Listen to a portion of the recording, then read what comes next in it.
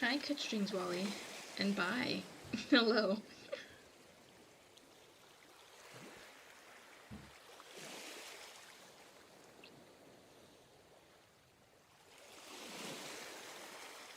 Hello, Candy Wally. Gamer Wally. Pride Squad, hello. Hello, Shen. It's been a while since you've last been here.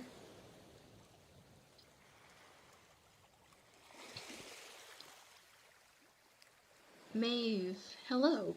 Gosh, it's been so long. It's been a while, yes. Has Webby told you about the other new husband she's collecting?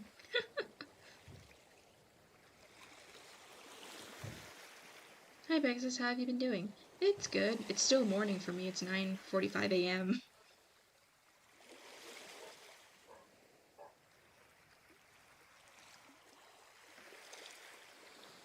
The Mermaid Man? Yep.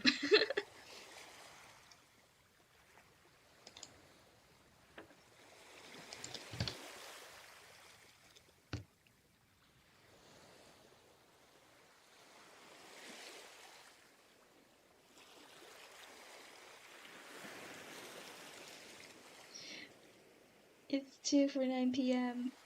Oh no. Hello, KC99.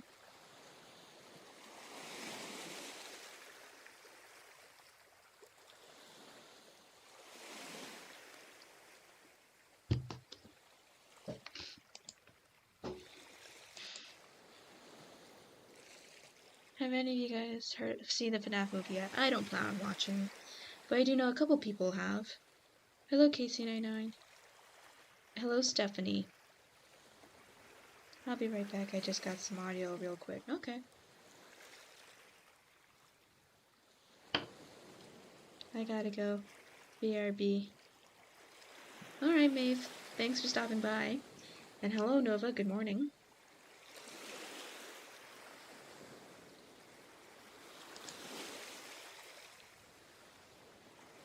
I'm doing good. I woke up 3 hours ago. So it's early morning for me. I'm still in bed.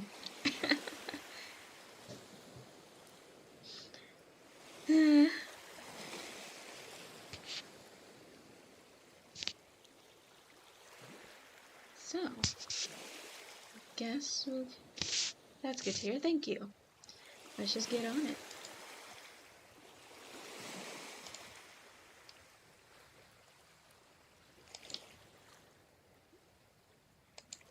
So I finished the line art.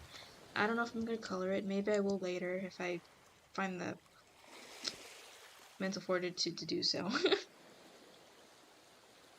But now we're moving on to Romeo and YN. And I mainly did this to show just the size difference. Yes, Romeo is not a tiny person. He's pretty large. I woke up at 5:29. You wake up really early. Well, for me, if I have to go to school, then I wake up at 4:30. But on normal weekends, I wake up around 6.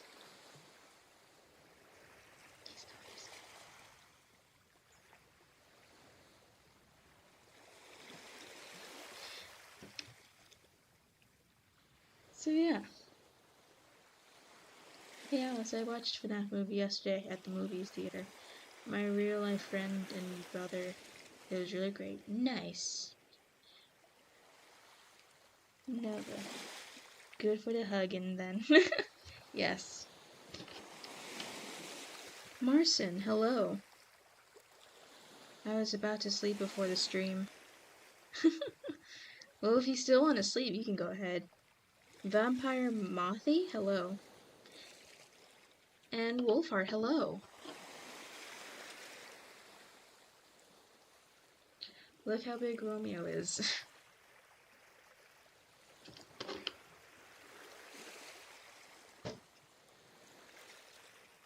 The ocean sounds, yes. I literally searched up ocean sounds because of the stuff we're drawing. And after I get this sketch done, we have to do something very important because I failed to do so. To do something.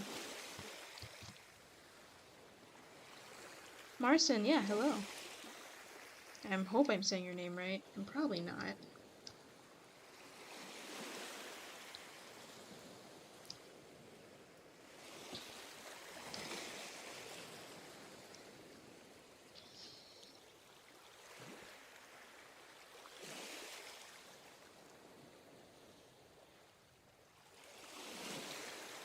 I don't know if you saw the message, but I just got my hair done. I only got it straightened. Oh, cool. Was your hair like wavy before?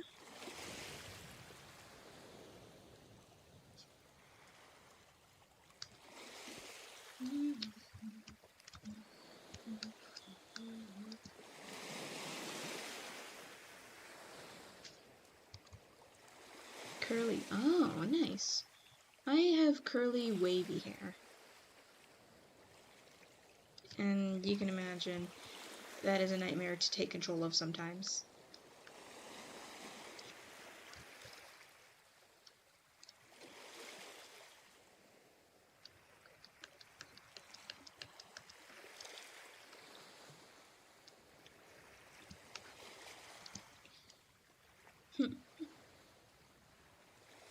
Oh yeah, so apparently we can't play KDA anymore because KDA songs just completely got this video banned. Or it just got one of the streams just completely blocked.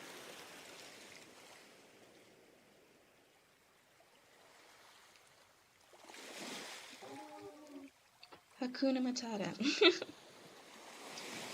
Yeah, I have heard that curly hair has a whole another level of maintenance. Yep, it really does. And hello, Wyan darling.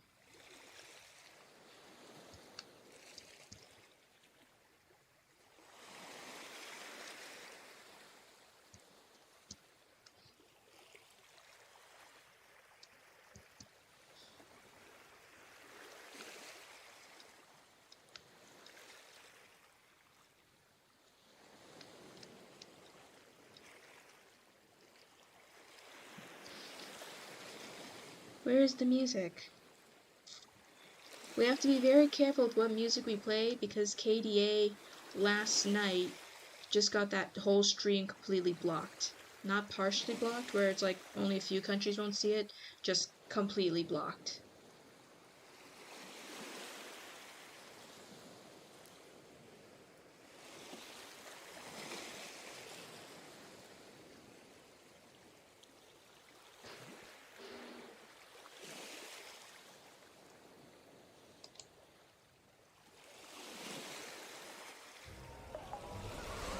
When marketers fail to personalize their marketing, the result? Is this better?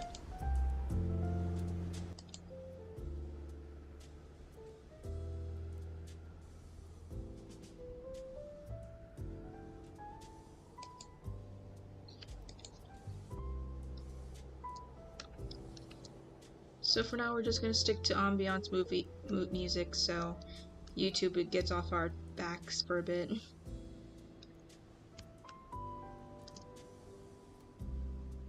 Oh, hello Songale. Check out what I'm working on. This. Just to show off size difference.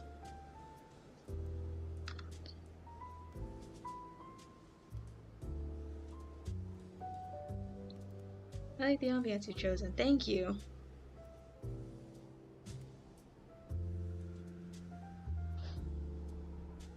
Well, short queen and long king. Yeah. In this story, mer people are not small. Mer people are not small.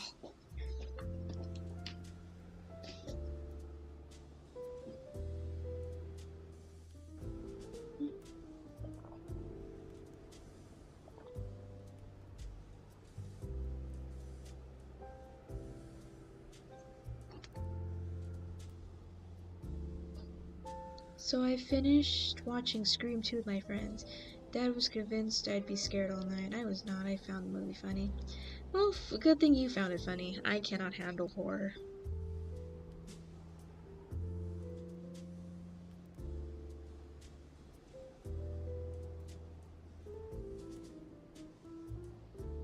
Oh no.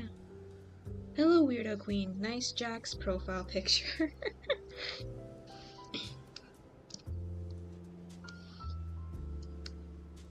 Well, I can handle horror movies just fine. I can't. If I watch like a horror film, well, I guess if it's a more modern film, I probably can't. If it's like older movies like The Slasher or something, I don't know. I don't think it was called The Slasher. I don't remember what it was called, but we watched one in my film introduction to cinema class. It was one of those older films because it was in black and white. I didn't find it too bad, just very cheesy at the most.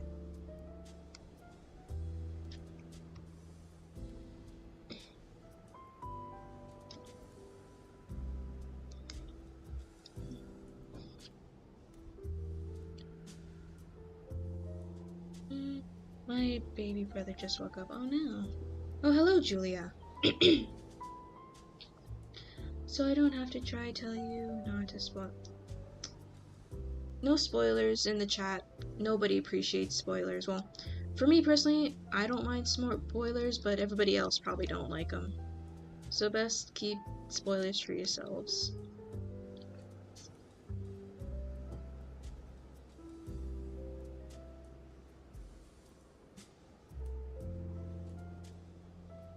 And a quick search, you can find a tower along plays non-copyright music. I'll check it out maybe. We're going to move out because we have a new house. Ooh, exciting. Is the new house big or interesting? So yeah, speaking of Scream, did anyone see the new one? Nope.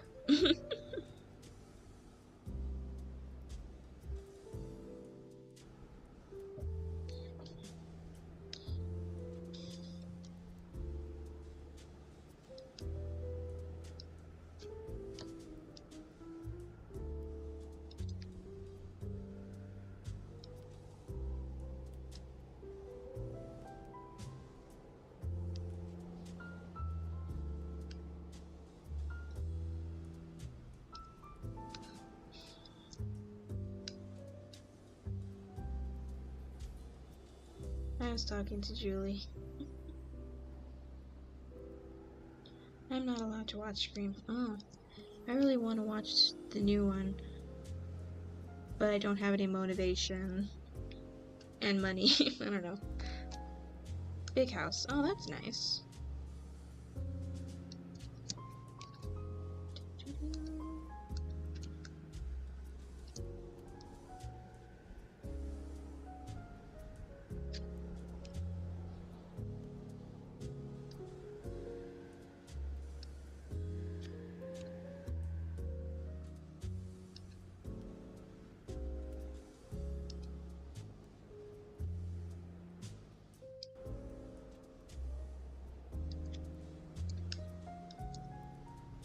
I'm not allowed to watch R-rated horror films until I move out at your house.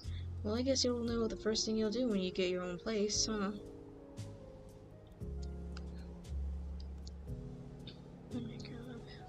Oh, I'm sorry to hear that.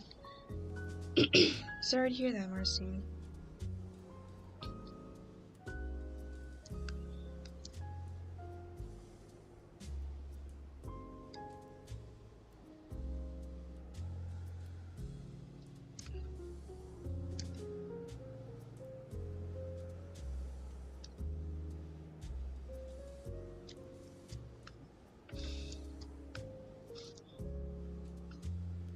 But yeah, the one thing we forgot to do, well, at least I forgot to do, which is a crime, is I didn't put my other, well, yeah, my OC, Romeo, in a Halloween costume.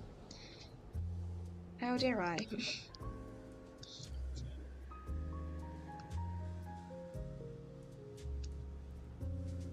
Pegasus, you call so many OCs.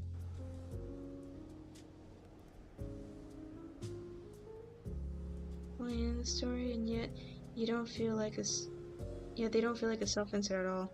I think that's why your YNs are awesome. The YN here with us is awesome too. I guess so. I guess I like to give some personality to inserts because I do, even though as much as I love anime and I love like reverse harems sometimes, the female leads are so boring. They literally got the personality of white bread.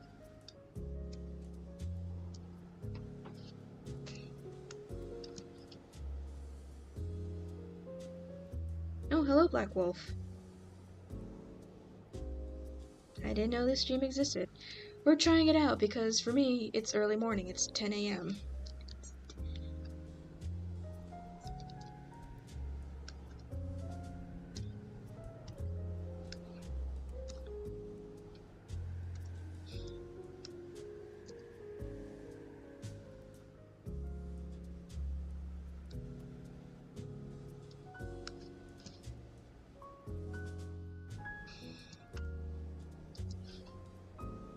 Oh yeah, you're right. Right about that. Those kinds of anime female characters. Yeah, it's not just anime female characters too. There's also the harem animes where it's one guy and a whole bunch of ladies. The guy also has zero to no personality. So yeah, I do want my YNs to have some sort of personality. Or at least slap their name on a very fun character. It's 10:04, and to be exact. Oh yeah, Nova, you're in a similar time zone as I am.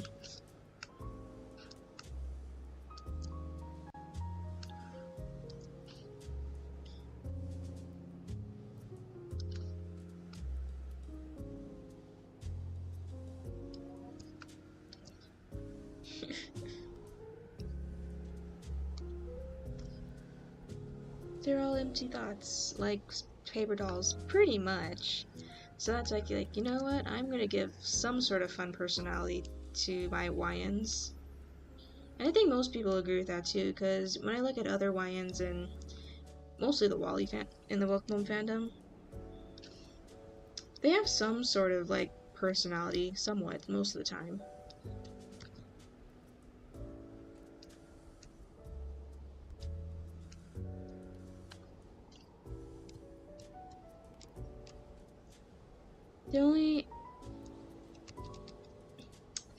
The only anime I've ever watched is the Pokemon anime, and the dull, boring female character trope exists in that as well.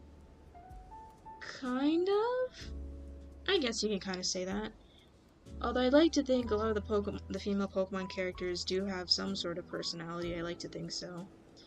Like Iris is kind of like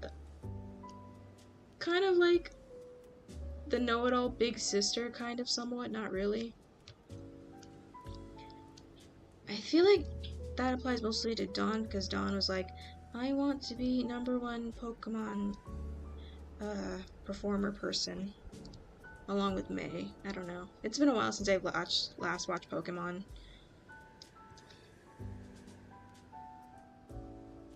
But yeah, you know, the thing I said is a little creepy. Just an hour separation. I love your art. I love your art. You are an artist. Thank you. I'm not a fan of Iris in the anime. Yeah, I found Iris very kind of annoying in the anime. I'm like, oh my goodness, Iris, shut up. We all know Ash is kind of dumb.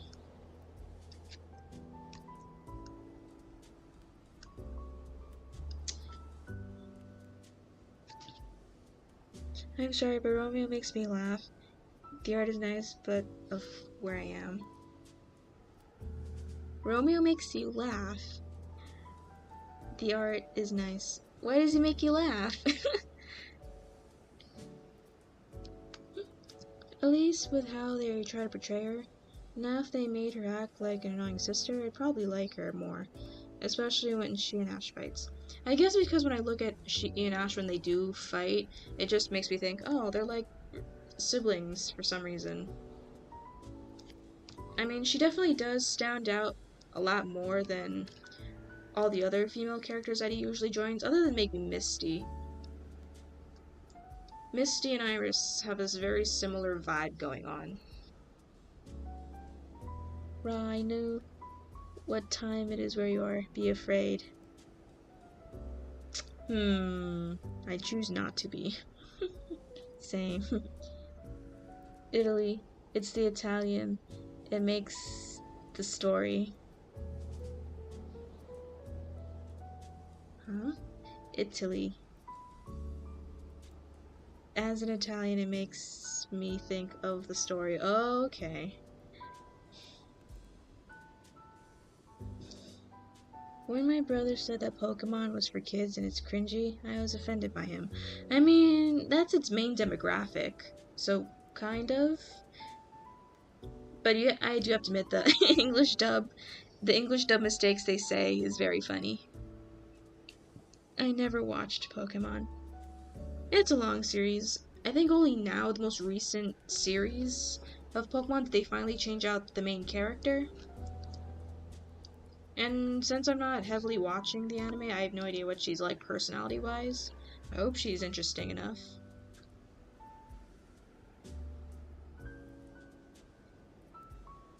Okay, be not afraid then. Say, my bro was playing Pokemon when he was older. I was playing Alpha Sapphire right now, and don't care what anyone says. Where is the owl?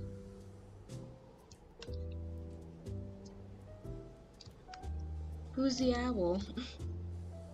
The Pokemon is marked to children, but there are a lot of disturbing Pokedex entries. Yep, I don't know who approved these, like, yep, this is definitely okay consumable for children. Well, they probably do know there are probably some, like, older children, maybe younger teens who are still into the Pokemon games that play, so I guess they also take that into account, but still.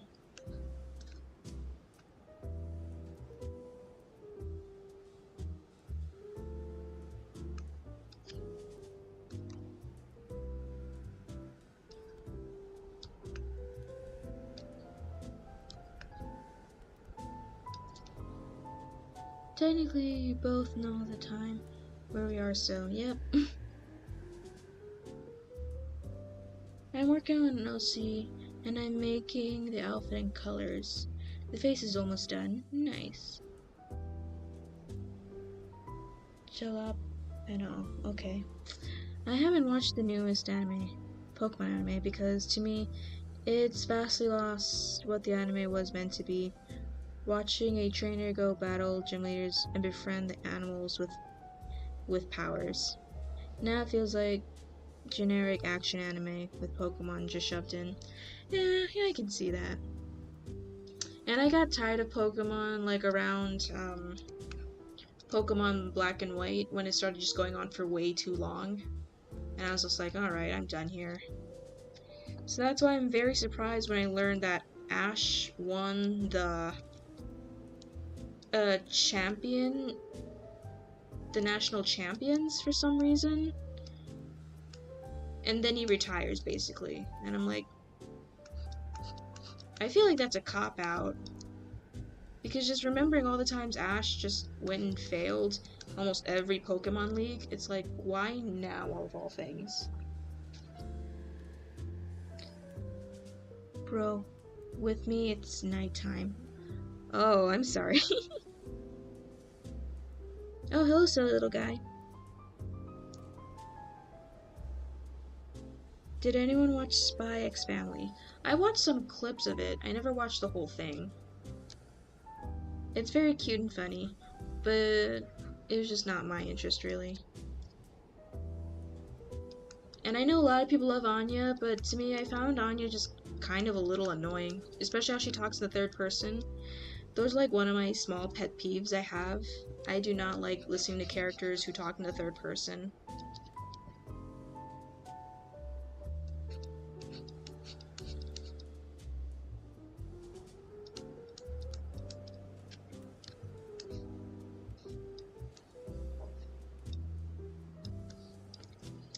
Truthfully, Ash has been a Pokemon master for years now.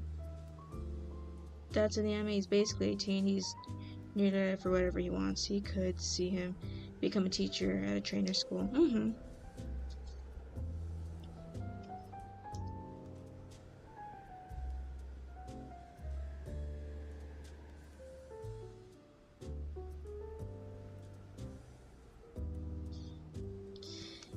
Yeah. But then again, didn't he like go up to Leon, and in the anime they made Leon to be like the best of the best of champions? So that's when I was like, oh, okay, I have a hard time believing Ash did that. Maybe it's because it was not very good writing with how they butchered Ash's track record of win to lose streaks throughout his entire career of anime.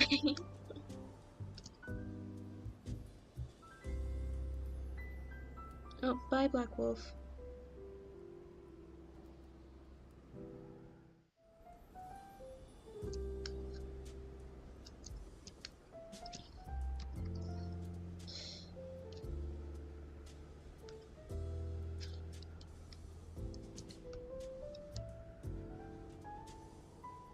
See, that's why I had a hard time believing, like, oh man, they made Ash win this just. It's basically the equivalent of, like, that one brother who. that one person who makes one hoop shot, and she's like. And they're like, yes, I retire, I win, you can never beat me because I retire. It kind of feels like that.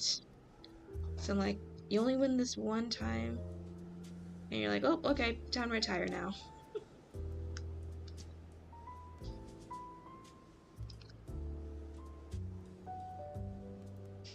I don't know, maybe if they let Ash, like, won, like, not all the champions, but, like, maybe one or two, I could kind of somewhat believe it.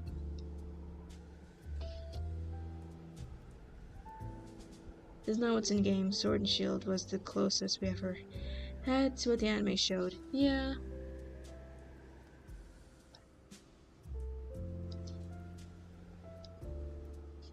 Yeah. I don't know. But they did finally retire Ash, and now you got this new girl slash boy. There is a male character, but I don't know what their relationship to the story is.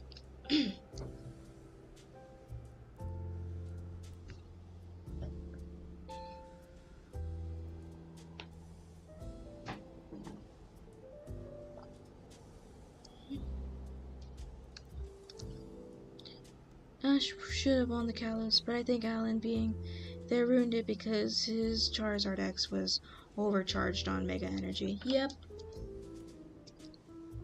But still, like, he had Ninja. He did bring his Ninja. His water frog Pokemon, yeah, that had the special transformations. Why do I always want to draw your characters? They're so beautiful. Thank you. Sorry, I had to get puppy food. Ah, all I heard was you're talking about Pokemon. Well, but what are you drawing now? I'm drawing this one scene from The Little Mermaid with Romeo and the Hawaiian insert, and then after this I'm gonna put Romeo in a Halloween costume, because I forgot to do that. Oh, hello Vampire Wally.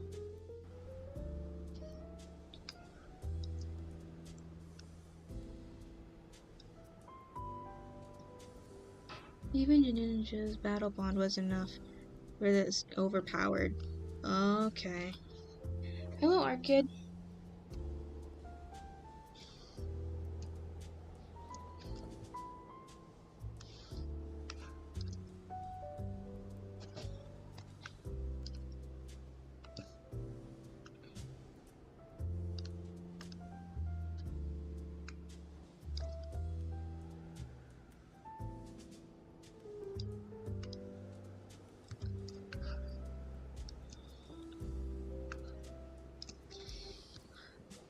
But of course, I think that's like the one constant thing throughout how Game Freak just loves shoving Charizard in your face, like, check out this new Charizard. I'm like, man, I didn't care for Charizard all that much.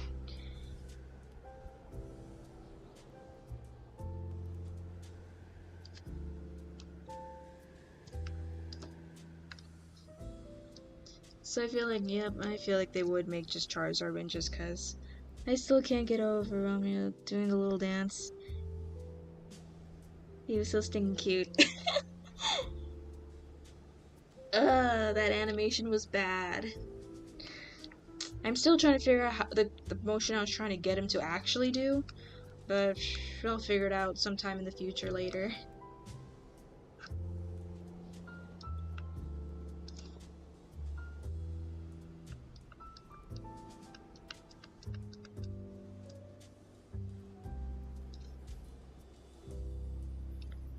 what love at first sight looks like.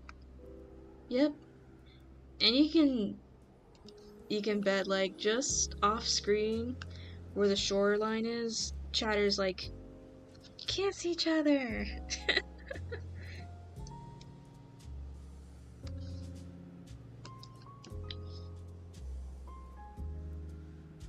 I've been drawing Pomni, Jack's Bubble, and Gangle from the Amazing Digital Circus at school. Nice!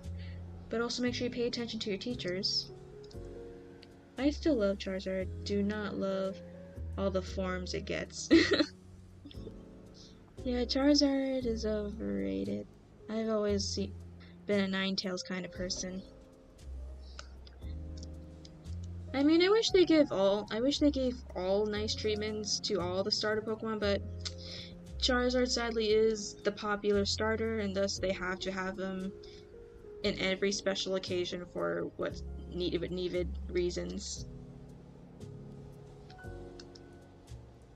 Oh, that's not the ice I give him. Primarina leads love. Fact, in the original story of The Little Mermaid, the prince didn't love Ariel, married a different woman, and Ariel turned into Seafoam.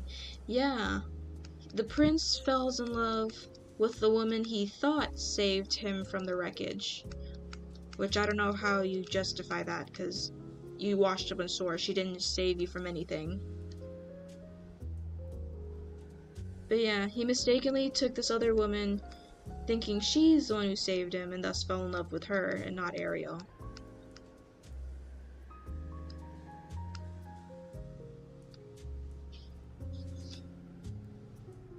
I'm here and doing the FNAF movie in 40 minutes. Nice! Maybe when Ryan wakes up, though. My favorite Pokemon is Scorbunny and its evolution. I do like Scorbunny's look. I do like Scorbunny.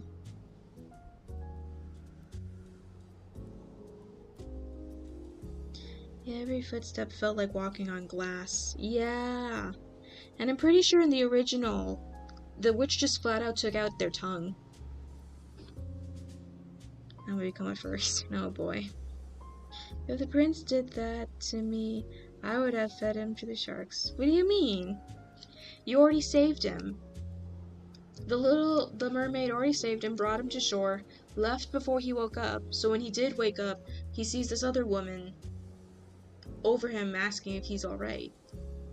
So he never saw you. So unlike the Disney version, the prince saw Ariel kind of. So he had a general idea of what she looked like. So he wouldn't be falling for anyone just at random.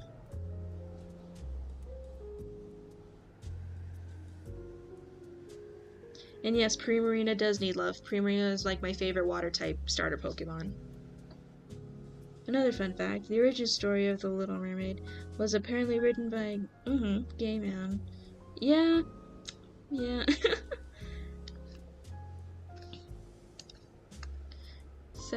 Sad reason why the story exists.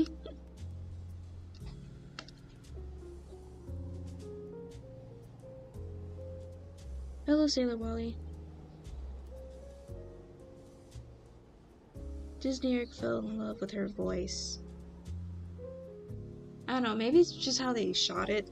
It looks like they could kind of somewhat see her. So I assumed, okay, he attached this voice to this person, or this very vague image he remembers of this person.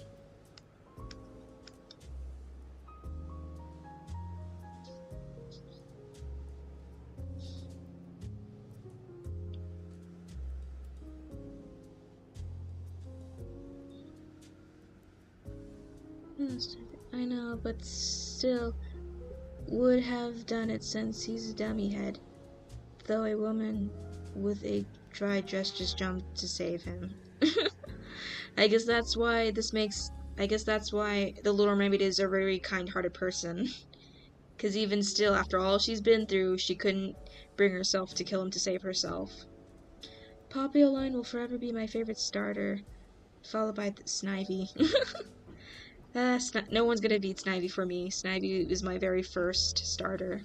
They hold a special, unique place in my heart.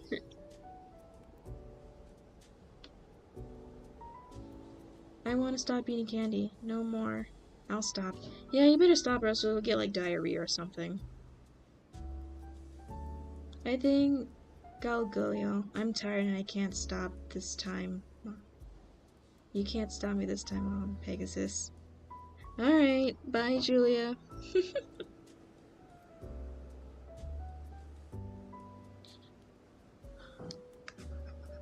not getting his eye train. What is wrong with me tonight?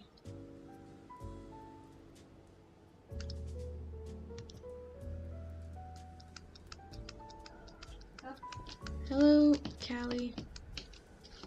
Sit right here. Right here. Favorite spot. Right here. Yes. Just sit down right there. Right there. Just right there. Hello, lion darling.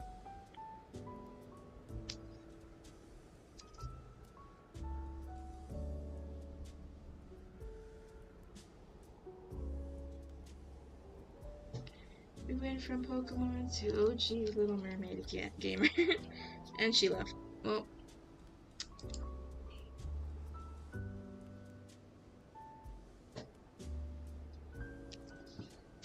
Did I hear Callie? Yes.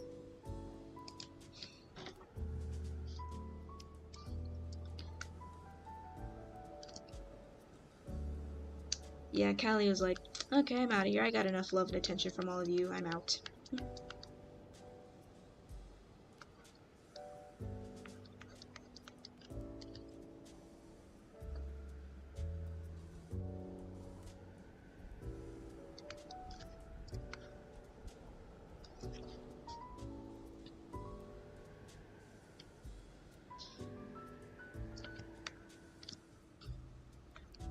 But I remember coming across a video.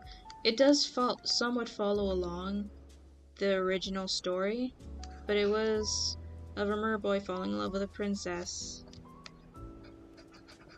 But the story plays out like the original Grimm's fairy tale, though.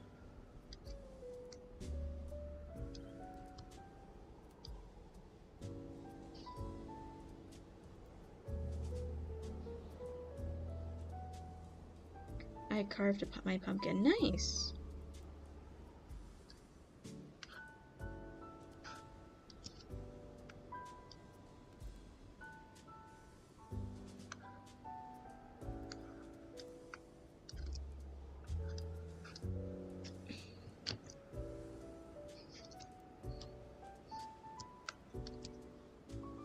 I think I made his eyes too big.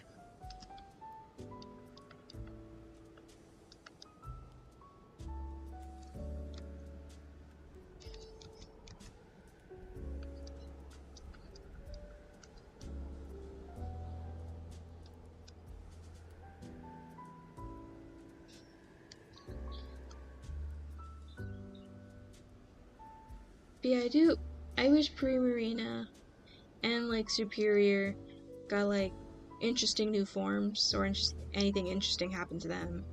But nah, we don't get any of that.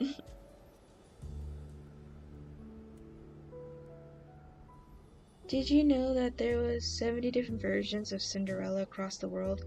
So many different countries have their own versions. I would imagine they had something similar.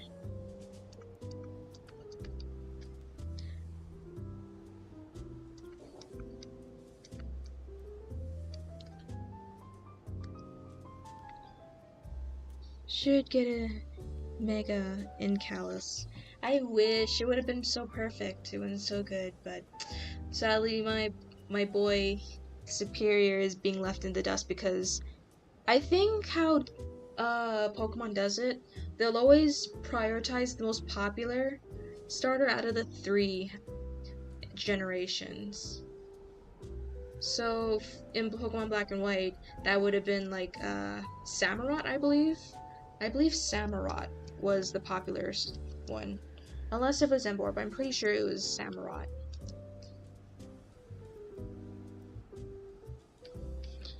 I was going swimming with my friends the other day.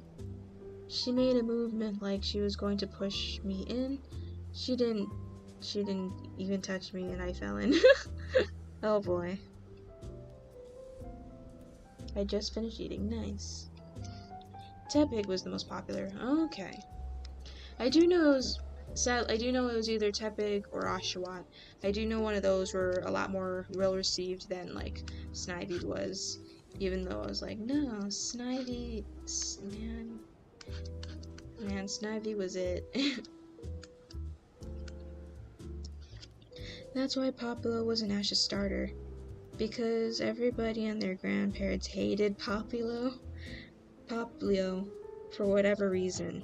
But as soon as I heard it barked, I was in love.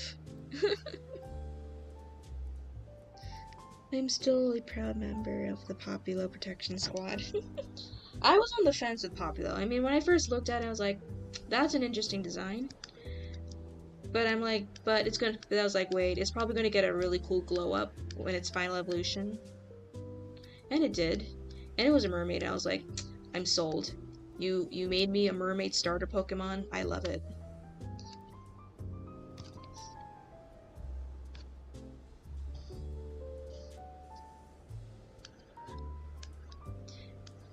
But yeah. But I was right. They did give Popplio a glow up at the end of it. She was basically a mermaid, and I loved it.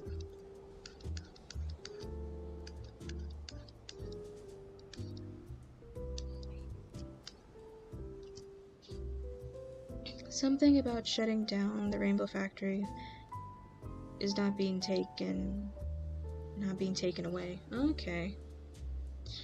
I mean, in the terms of a story, like, if people found out how colors are made, and then they're like, oh yeah, they're made by grinding up people, I'm pretty sure people would be up in arms like, no, yada yada, not ethical stuff. So I was like, it's only a matter of time before they get shut down or found out.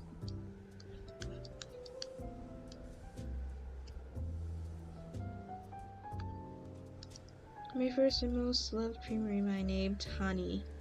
I don't remember what I named mine. I'm pretty sure I didn't nickname it. I just kept it as Popplio.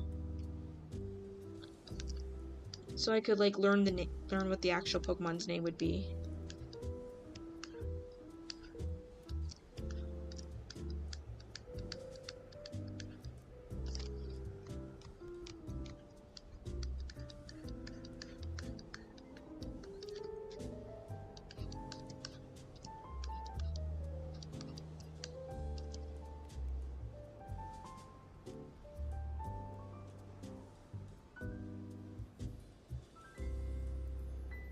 Airy.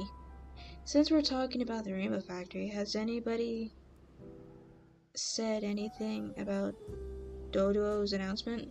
What's the announcement?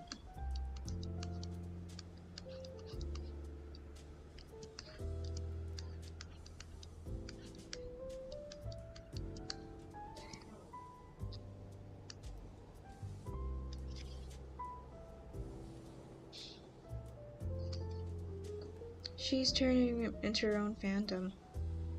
Interesting. Well, if it's that popular enough, I guess you could.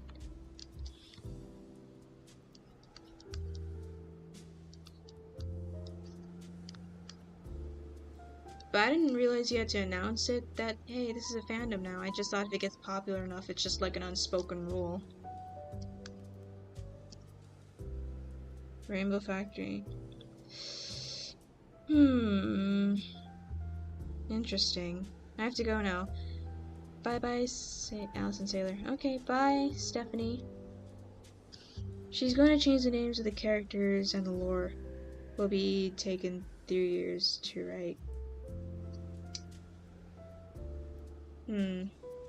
I mean, if she's gonna have to do more than just change the character. Well, no. Rainbow Factory, well, looks distinct enough to be obviously not a Wally. So I guess it could work.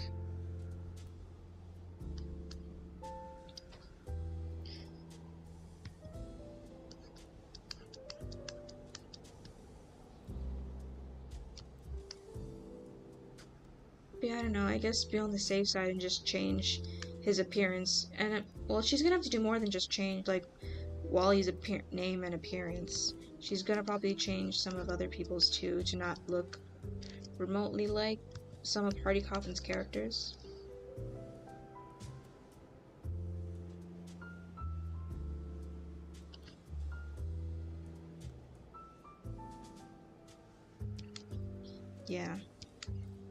Yeah, but basically she already knows, like, okay, I gotta if I'm gonna make my own pilot of this, I'm gonna have to change a lot of character designs and names, so I'm not copyright for something.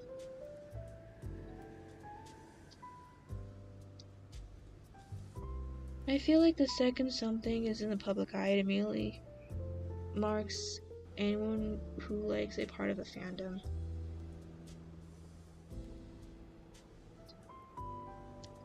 Well, that's how the algorithm works. It panders to what they think you'll like, and if it does, it'll just pander even more stuff to you. So, yeah.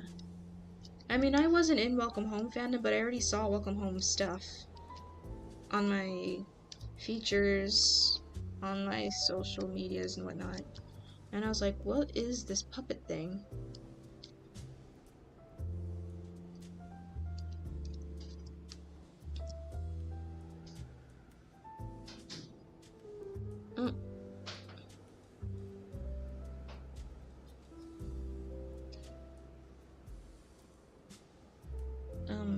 Bye, Vampire Wally, who's leaving?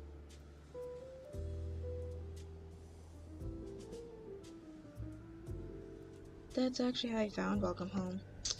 I saw Welcome Home stuff on my feed, but I only checked it out after I watched a MatPat video giving me a small rundown of what Welcome Home was. And I was like, alright, I guess I'll check it out. But sadly the website was down by then, so I couldn't see the website.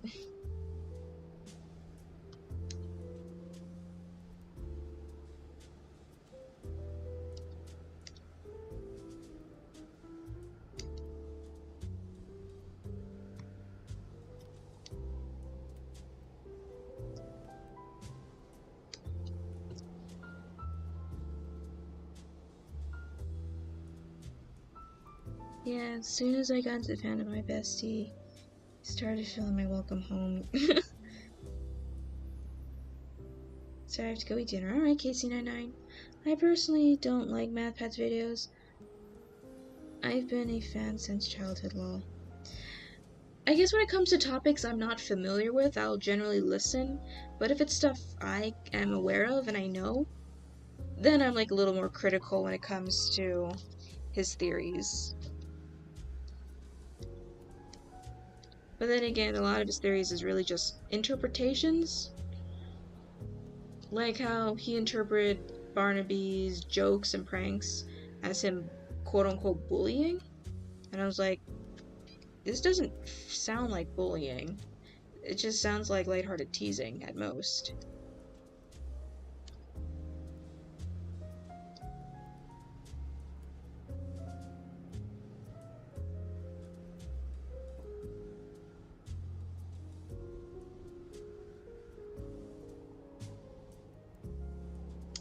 I have returned. I brought my Tinkwally. Nice. And it's the thumbnails of his videos that make it cringeworthy. Yeah, it kind of gives you the feel of like what he's going to talk about and like what's his general theory before you click. But sometimes you have a few interesting nuggets from him. A few. Sometimes.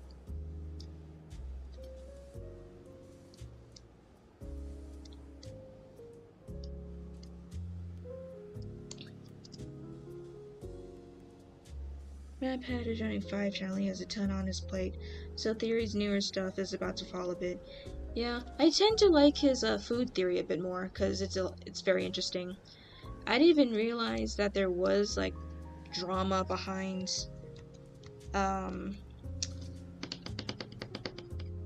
Chuck E. Cheese's pizza situation. Like how people thought, or cracked theory, that they recycled old pizza. And I'm like, huh? When did this show up? And it was because of the oddly shaped pizza cuts.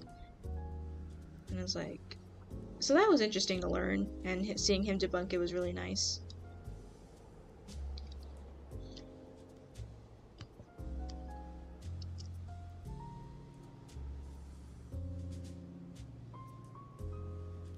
just jumping in to say hi.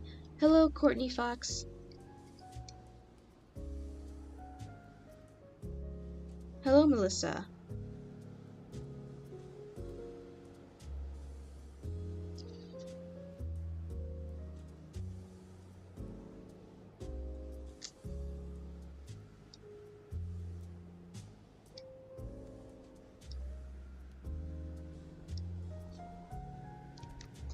I wouldn't say cringe theories. Everyone has their own unique interpretation of what they consume, and that's just some people's interpretation.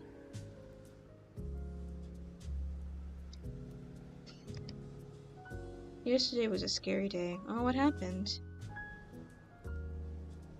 I saw the design for Wyan for the pilot. Wyan is being Sally's sibling. Oh, okay.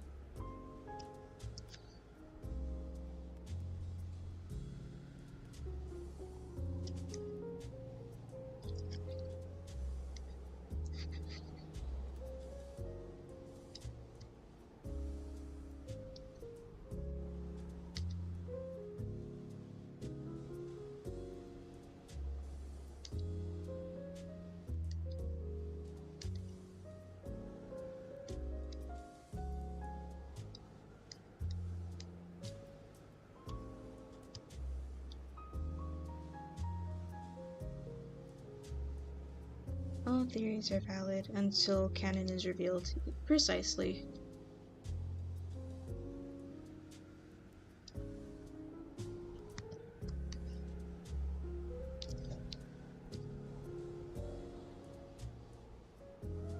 Because I had a dentist appointment.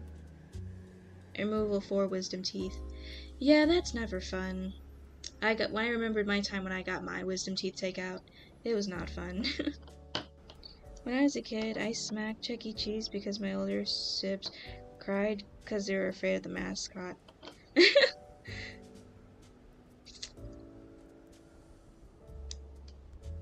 Wow, you smacked Chuck E. Cheese. At least the mascot face is pretty big, so most of the time he probably wouldn't feel it. He'll be just like, what the heck? You had a dream about Wally? Cool. Yikes.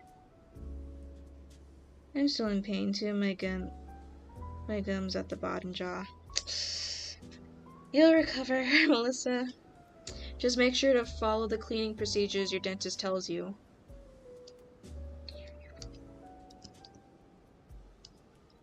And when you recover, you're not even gonna notice a real difference in your mouth for the most part. No, I hit them in the chest. It wasn't powerful because baby hands, yep. Still, the guy was probably like, what the heck is with this child? Why are they hitting me?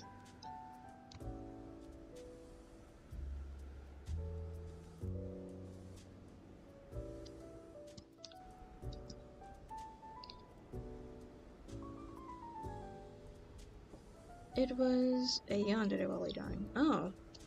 Well, I guess that's really up to you how you interpret it. Was it a good thing or a bad thing?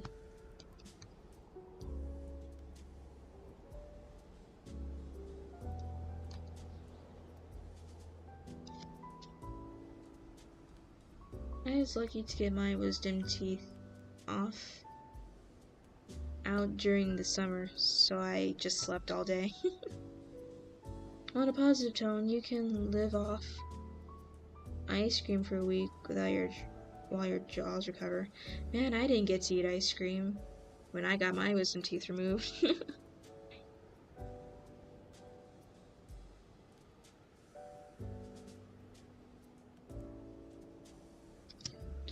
I was made to apologize and it was fine. I got core memory of hugging Chuck E. Cheese after you smacked him in the chest. Seriously, what am I coming back to? I have no idea what we're talking about. Some people are talking about what they were dreaming of. Someone got their wisdom teeth removed, and them being told you can eat ice cream. I never got to eat ice cream when I got my wisdom teeth removed. And silly little guy smacked Chuck E. Cheese when he was 5, when they were 5.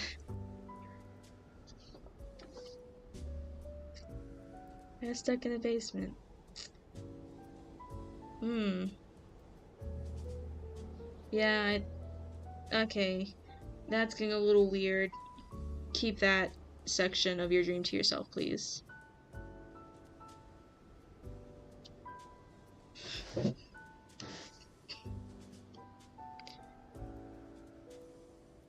Because keep this chat PG-13. I go by he, they. Okay.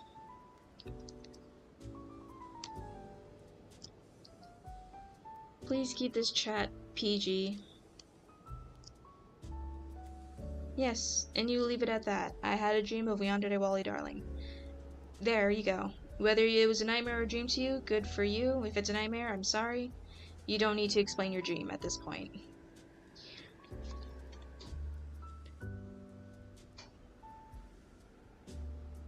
It's good to have gums numb since you don't feel it. However, the third one at the bottom right, I felt a bit of pain. Yeah. Although I remember seeing some videos of people when they get their wisdom teeth removed and they coming off, they're still kind of a little loopy from the laughing gas. Some even just coming off as high. I never reached that point, although I still wonder what it would be like if I was, though.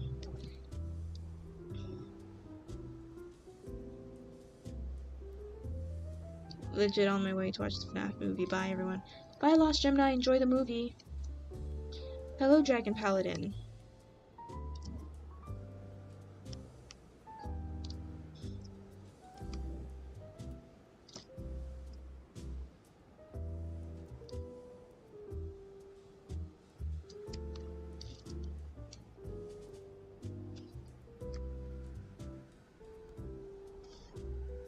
Slim Shred.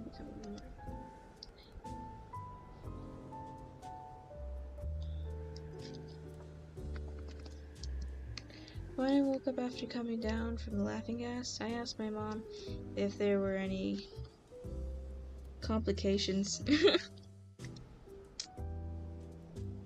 Yeah.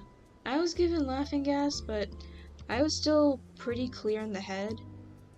And I did, like, feel pressure at most. But I wouldn't say I felt pain.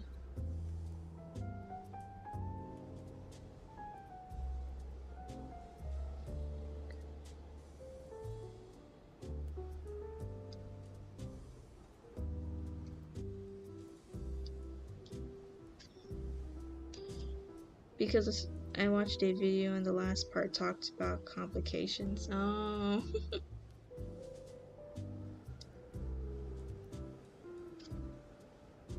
Who's the mermaid? It's Romeo. I'm just not doing a good job for some reason at his hair.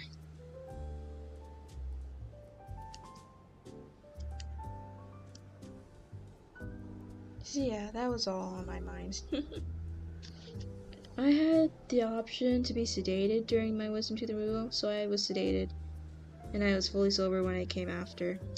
Lucky, I never got sedation. I was just like, we only give laughing gas here, sorry. I'm like, ah, man.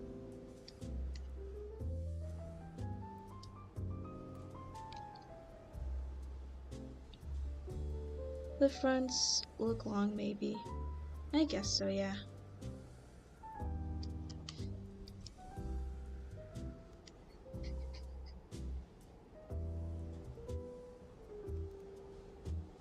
That's why I literally bring back references of older works. I gotta get rid of that. I'm not working on that. And I'll leave you for later.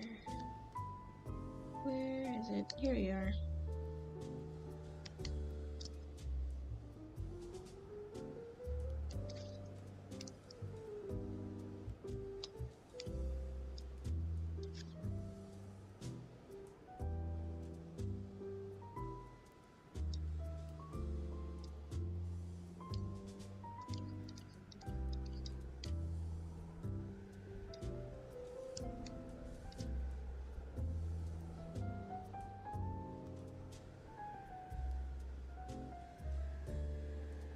Hmm?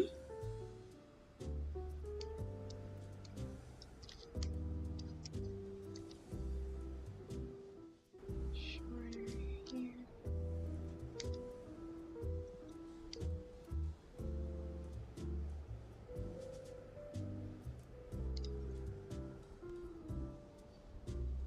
I have dentistry trauma, so now I have multiple cavities and two caps teeth were never pulled. My mom is going to take care of me to one soon.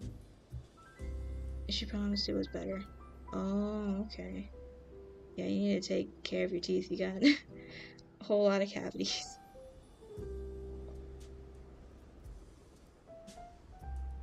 Oh, bye, Gamer Wally.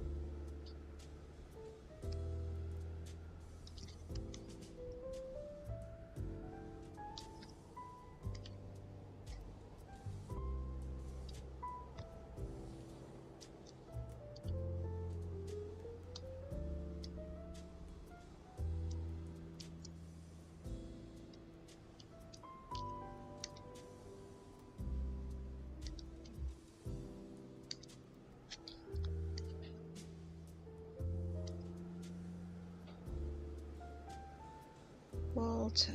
Okay, I don't know what that is.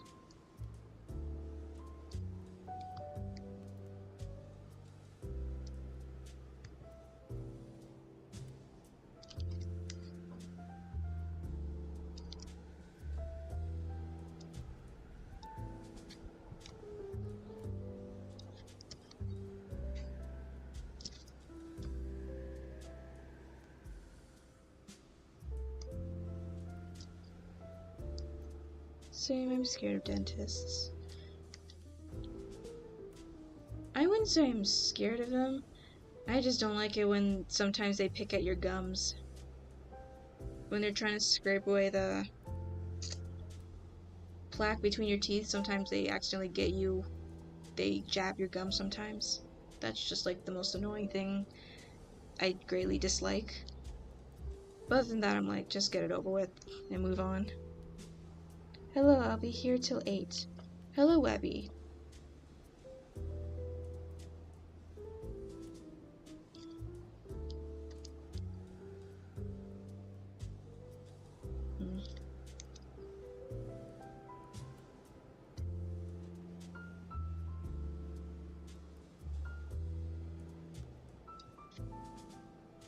Yeah, after they scrape at my teeth, they are so sore. Yeah, or at least sensitive. They're kind of tender. They're like, darn it, you kind of still feel it a little bit. It's like annoying.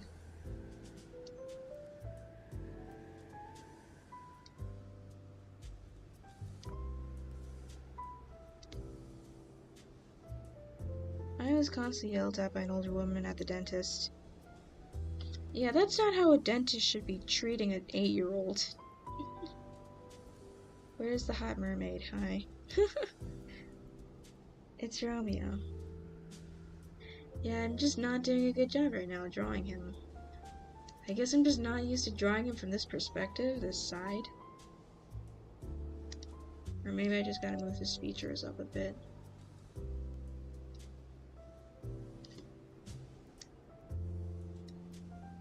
Or I'm just not getting his best side. I'm not just getting his best side right now. If you like kids at the dentist, then you never want to go, yeah.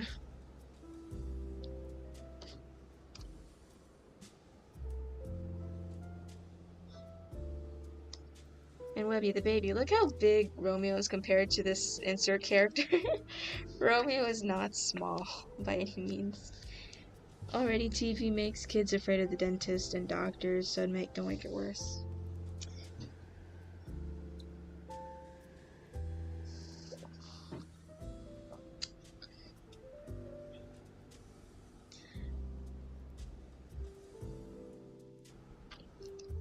It's YN. There's an insert character.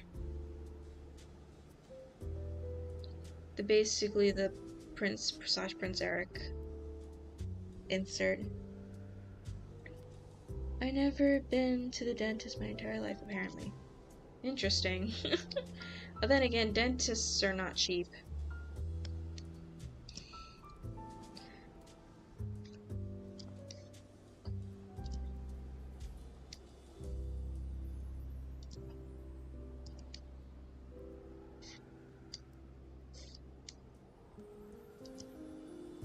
Nice. I've been to doctors for all my life. Yeah, I gotta go. Nice hanging out with y'all. Bye, Wolfheart.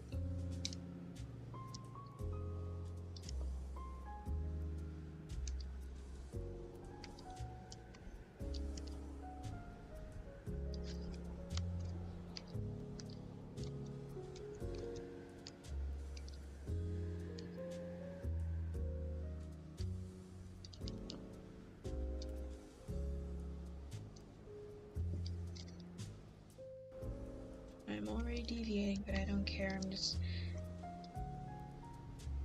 try to keep most of their traits similar to what I've already set down.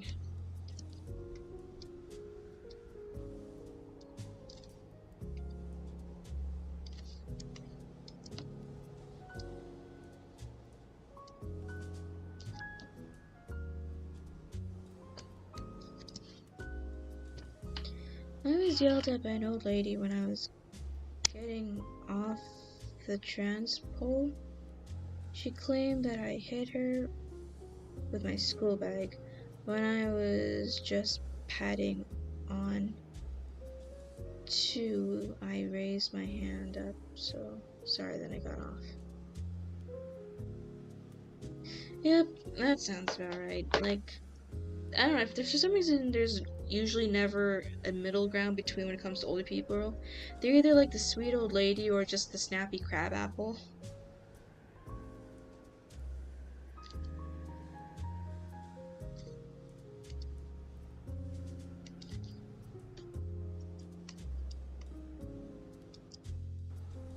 Sailor Wally. My phone is on 3. Go charge. I'm in a car. You don't have a car charger?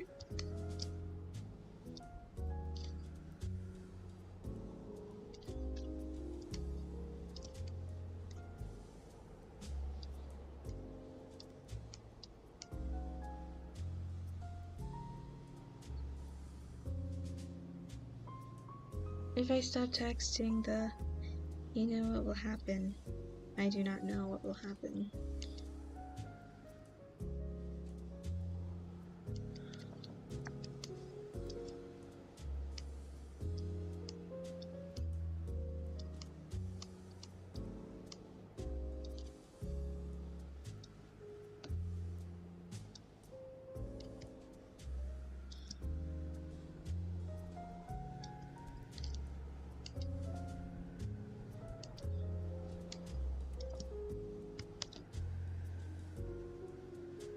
Does Romeo like cuddles? Cause I want to give him hugs and cuddles. How innocent he looks. He does love hugs and cuddles. And he's not small. You gotta remember, this princess person is like a young adult. And she's like, this person, Romeo person, is very big.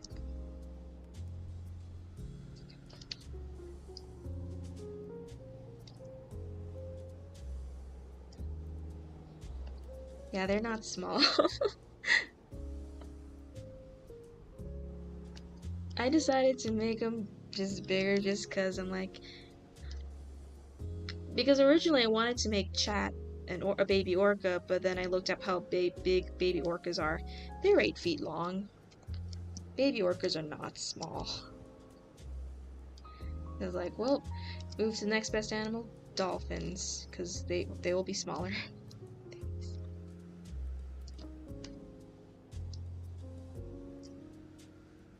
Rip me. Why are you guys saying rip you?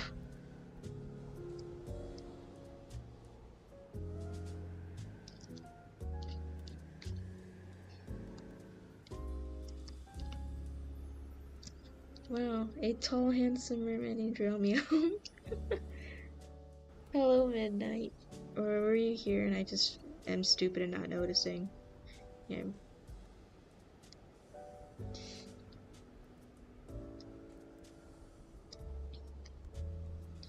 Yeah, hello, Midnight.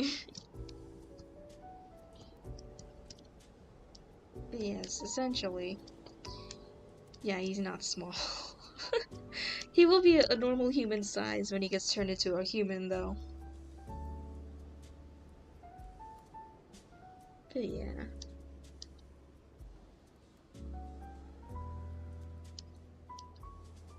And next layer, we gotta do the clothes. I came a bit ago. Okay. Sailor Wally's still giving the shock face. Marcine is buffering for some reason. Are you just guys really that intimidated? I'm gonna take it that you guys are just intimidated. That's how I'm gonna take it. You guys are intimidated.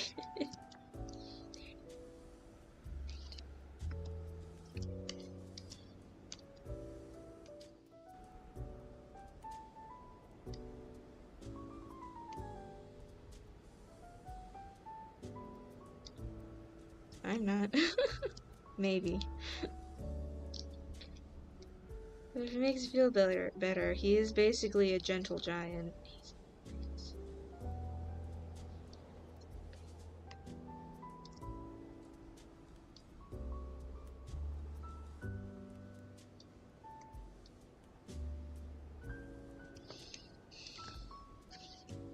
Just a little. I'm still loading, bro. I know I'm not a simp. Only simps say that. Simps who are in denial say that. I'm 5'2". I'm intimidated by everyone, even an inch taller than me. Geez, Sangha, we're about the same height then. I'm also 5'2". We're the same height.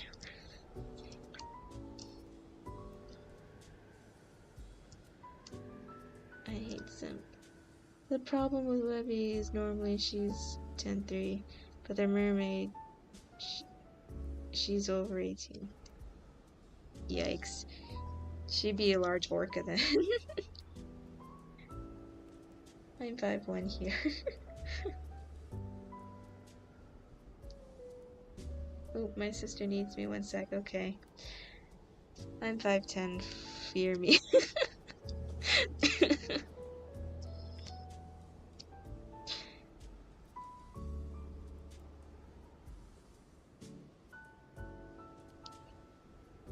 I have to go. Bye, Sailor Wally.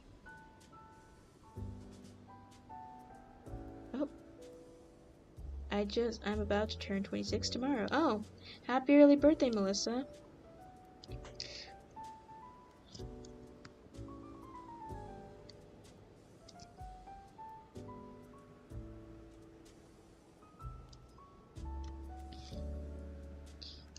Okay.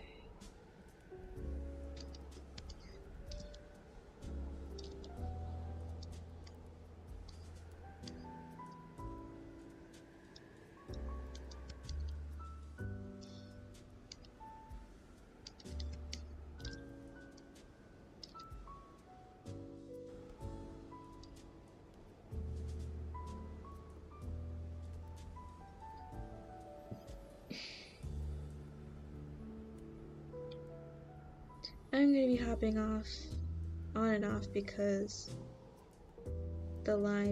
I'm distracted so easily. It's alright, I am also easily distracted.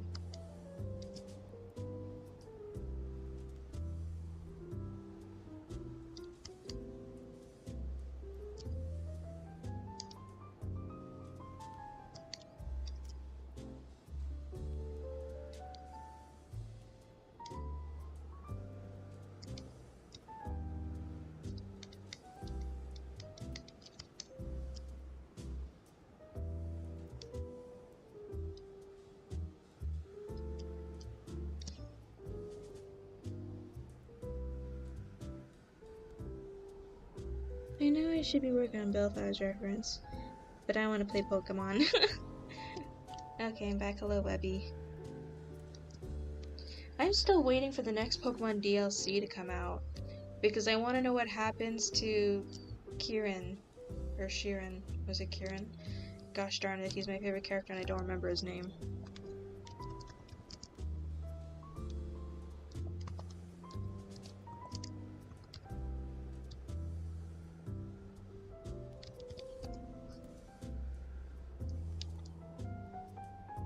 Or Kyron? Kieran? I can't remember. I can't pronounce his name. Maybe an epic villain, the Indigo Disc. Because I feel bad for him. I legit do feel bad for him. And I'm like, man, I hope he can be friends again afterwards, after we, like, defeat him again.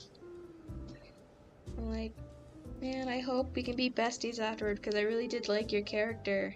And I feel bad for leaving you out of the story. Please don't be mad at me anymore.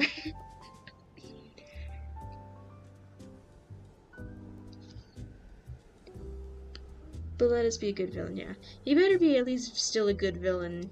But I do hope we can be good friends afterwards.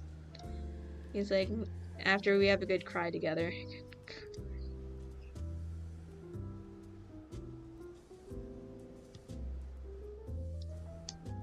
So I'm very curious to know what happens. So I'm just sitting here waiting. Who likes Yu-Gi-Oh? I liked Yu-Gi-Oh for a little bit in like middle school. Mainly because I had a friend who was obsessed with Yami Yugi, that's why.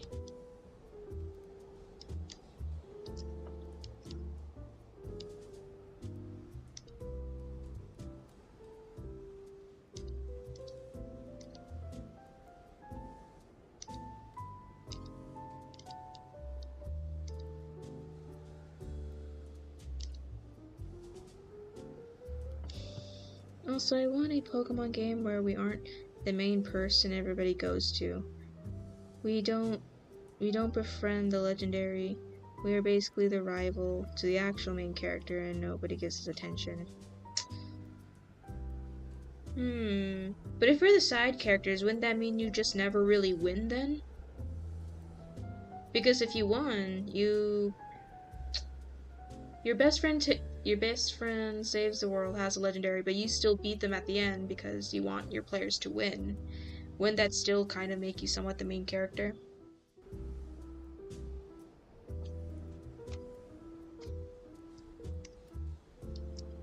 Because the whole point the kids go on the journey is to become the champion.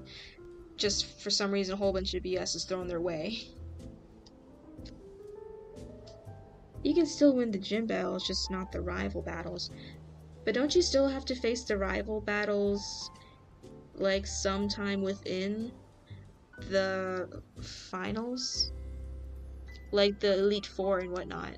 You still have to at least battle them one last time.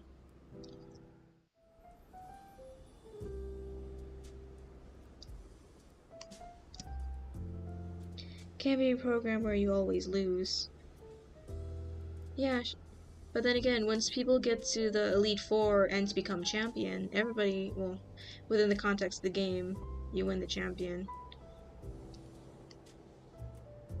I don't know, knowing that no matter what you do, you'll always lose, really just kills the mood. I don't know, that's just my thinking at least. It would be interesting if we did have a game where the world and the sake of the universe didn't fall on us, and we could watch and still win.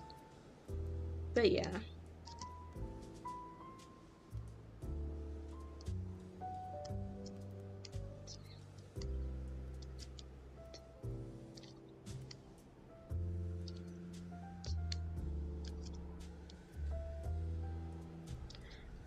I guess what would be an interesting compromise is to not be the main character, but to not like rob people of just never being able to win no matter what they do.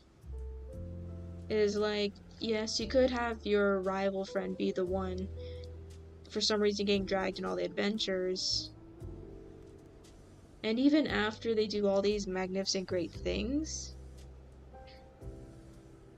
like somehow meeting the legendary Pokemon, even catching it, I guess, they still could never beat their rival, which is you, even though you yourself are not the main character. I guess I'm tired of Pokemon games where we're the only hero and everybody wants to be our friends. Can I not interact with humans for more than like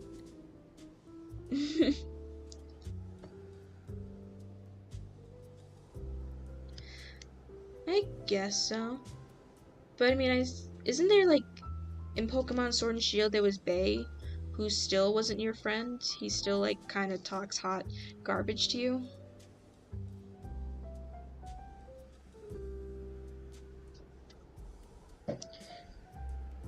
When I watched The Amazing Digital Circus, when I watched The Amazing Digital Circus, I thought of it as a meh, but much like another thing I can watch more I see, the more I like it, so now I'm trying to figure out what my avatar would look like in it. It was kind of difficult coming up character designs for The Amazing Digital Circus because it could be almost anything. It could look like an animal, it could look like a circus-themed character, or it could basically be an object. Oh yeah, I like your take. I think that's what I'm going for. Yeah.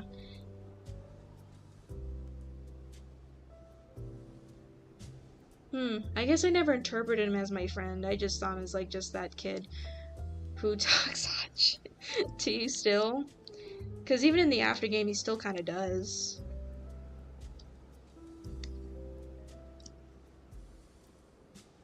Oh. It's the shampoo that makes me smell like oranges. Okay.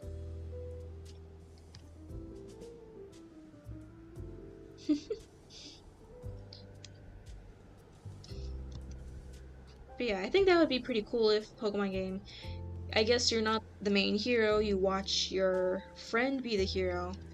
But yet, even after they do all these really cool things, when it finally comes down to it, in like the champion rival battle, they still couldn't beat you.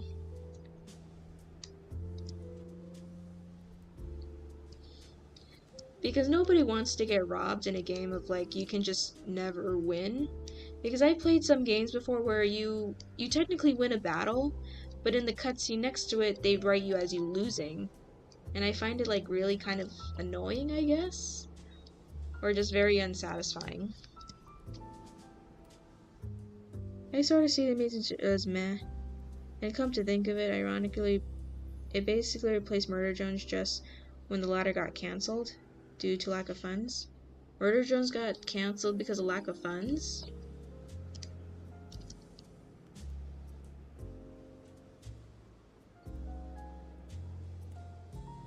Yeah, I get what you mean on that basis, yeah.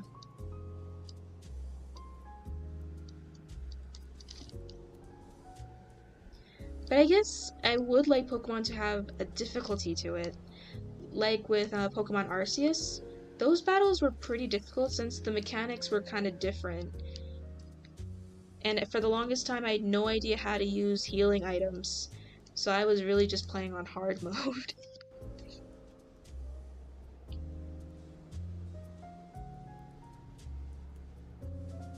Yeah, but Digital Circus was canceled because lack of funds? I thought they were just like trying to focus on another project because keep the company busy, I guess.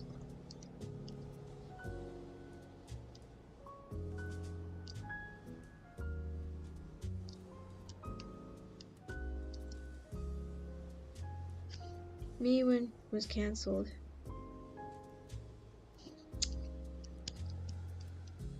I mean, I like Murder Jones. Digital Circus is looking to be pretty interesting, so I hope they do get a green light and we can see more of what's happening. Because I am very curious about what's going on in that circus.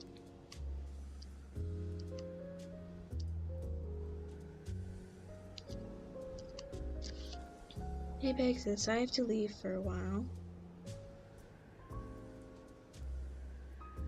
Alright. Bye, Cutstrings Wally.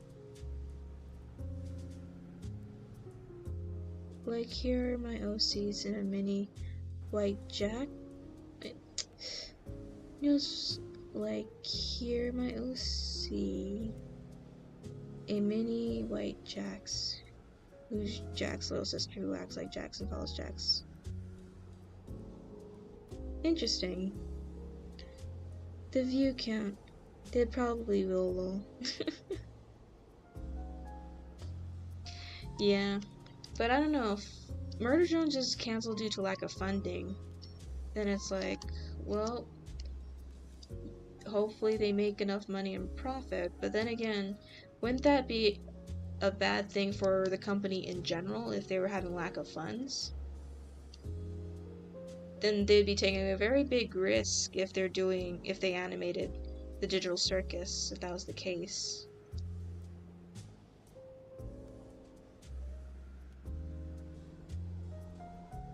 Okay. MBRB. Okay, Angel. People are logging off to come back soon.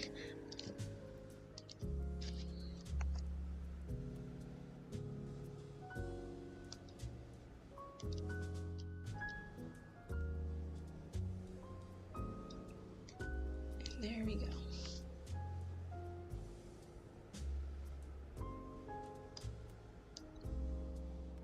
No, actually, we still do need to drop that.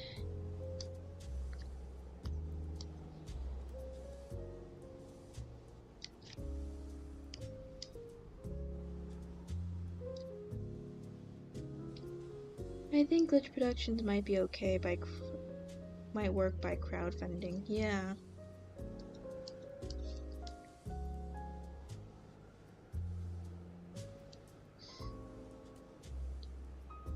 Yeah, but I wasn't aware Murder Jones was cancelled. I just thought they were taking a hiatus.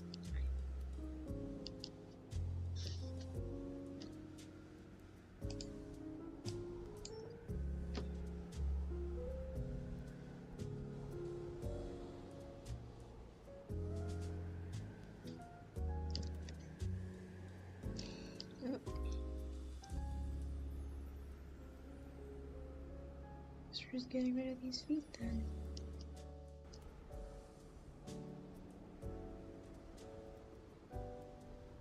Well, since we're getting close to Halloween, we're another day closer. We are 3 days away.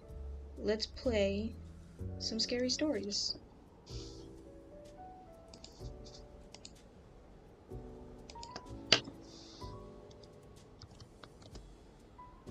Hello, Cutstrings Wally.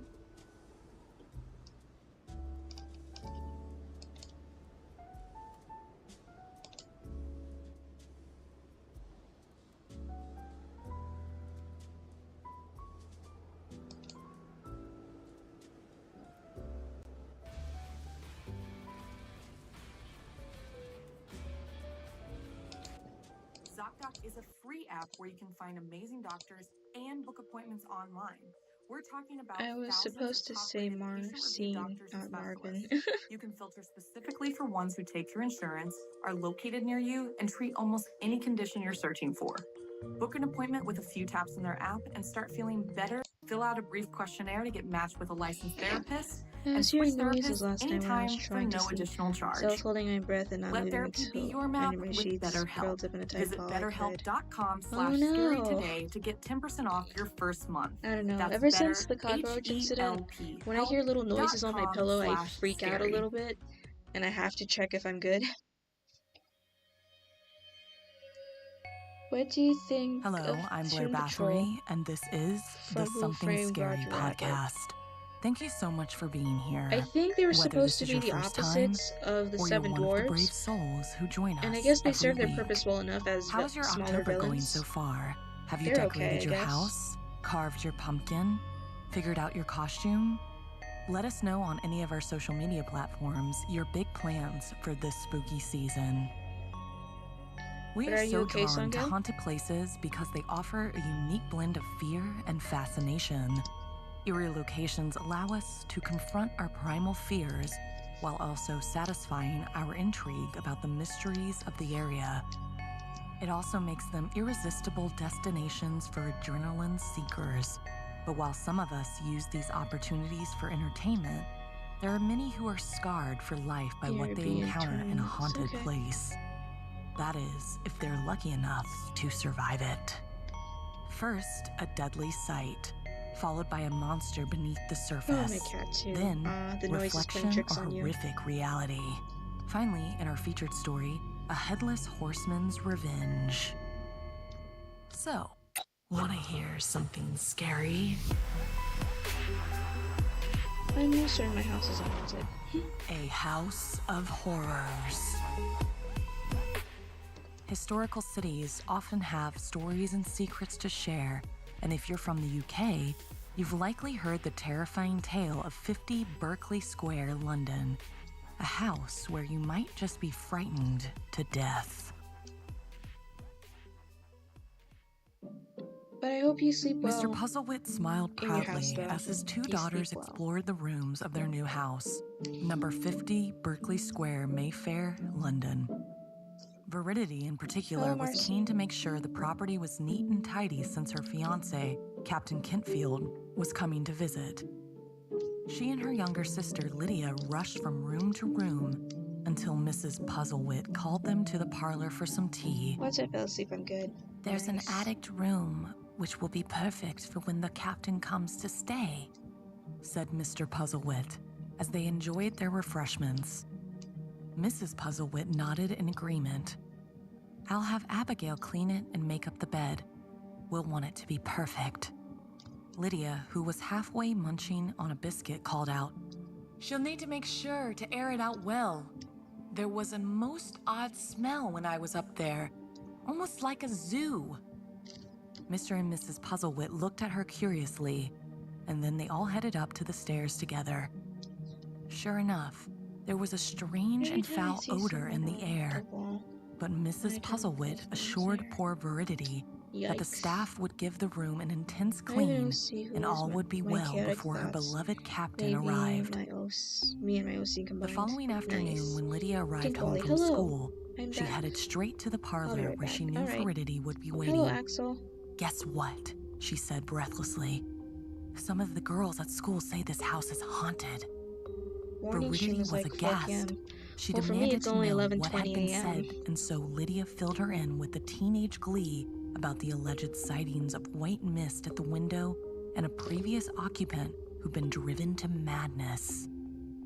Veridity made Lydia promise not to speak of it again, but she didn't want any of the maids to be spooked before they had the chance to clean the attic for the captain. On cue, Mrs. Puzzlewit bustled into the room to inform Veridity that the youngest maid, Alice, was headed up to the attic now. The young woman listened as their mother reported the staff had seemed most reluctant to perform such a It's simple 5 time task, over here. and she was hoping they weren't going to be an issue. Lydia looked over at her sister and was 4:21. about Yep, to you comment guys when they are heard a always piercing farther ahead of scream me from in time. upstairs. The trio raced up the attic where they found Alice wide-eyed and pinned against a wall, seemingly frozen in place. Mrs. Puzzlewit reached out a hand towards the girl, but she started screaming again. Don't let it touch me! Don't let it touch me! They managed to get her into the room, and the doctor was called. He took one look at the girl in her quasi-catatonic state and immediately instructed that she be taken to the hospital where the nurses could keep an eye on her. Of course, My no sister, matter how when she was exciting 10, and she said stressful she it saw all ghosts in her was, aunt's house who there was died. still the matter of the And captain in the visiting. room while she's sleeping. The Oh, that's Puzzlewits and scary. their staff busied themselves I with live in preparing the Hawaii. house. Another bedroom I was live in the chosen middle for of his the Pacific visit, Ocean. since the attic no longer held Pacific any Ocean. appeal. He arrived the following morning with presents for all and tales of the sea to share with his soon-to-be father-in-law. The family were enjoying one of his stories when they received the shocking news that the maid had passed away that morning. She was 15 and in good health, so the doctors were stunned, as were the family. Lydia recounted what had happened to the captain, adding in the part about the alleged hauntings. He immediately declared he would spend the night in the attic and fight off any ghosts with his rifle. Reluctantly, this was agreed upon, along with a caveat. He was to take both a bell and rifle with him. If he were in any trouble at all, he would ring the bell twice. Veridity went to bed that evening filled with worry. She wasn't entirely sure she believed the house was haunted, but something had scared poor Alice so much because a it had rifle is ultimately great for stopped her fighting heart off from spirits. beating. Yeah. She knew her fiancé was a brave man, but she couldn't fall asleep. Soon enough, the bell rang and she raced out of the bed only to find the captain standing on the landing, holding a candle and smiling. I just wanted to see if you'd come, he teased. Remember, It's 2 rings of the bell if I am truly in need of assistance. Veridity scolded him and returned to bed. A short while later, she was awoken again by the bell, quickly followed by 2 gunshots. This woke the whole family, and they all raced up to the attic to find the captain shaking like a leaf and pointing at a wall. Mr. Puzzlewit took the man to the parlor where they partook of a strong brandy. Captain Kentfield kept muttering that it was coming for him. He claimed he saw something large rush at him, and so he fired the gun twice, but the bullets sailed straight through the thing.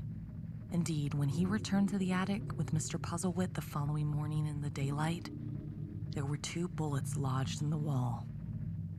Captain Kentfield was lucky.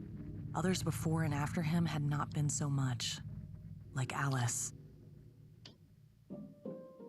50 Berkeley Square is now famous for its mysterious hauntings, and there have been several more tales of visitors having been literally frightened to death. Would you have stayed in a house where someone had allegedly died from fright? Do you have any famous haunted houses in the town where you live? Have you ever known you needed a doctor and you've been too busy to look for one? And then suddenly you have to find one that day and you are scrambling to get a recommendation and make an appointment. I thought you That needed was me last vacuum year to and fix. it was so stressful. No, If that sounds that's familiar, Luigi's then thing. ZocDoc is for you. Why in ZocDoc Pan? makes finding a new doctor so easy. Are they You don't need your to ask friends? everyone you know for a reference.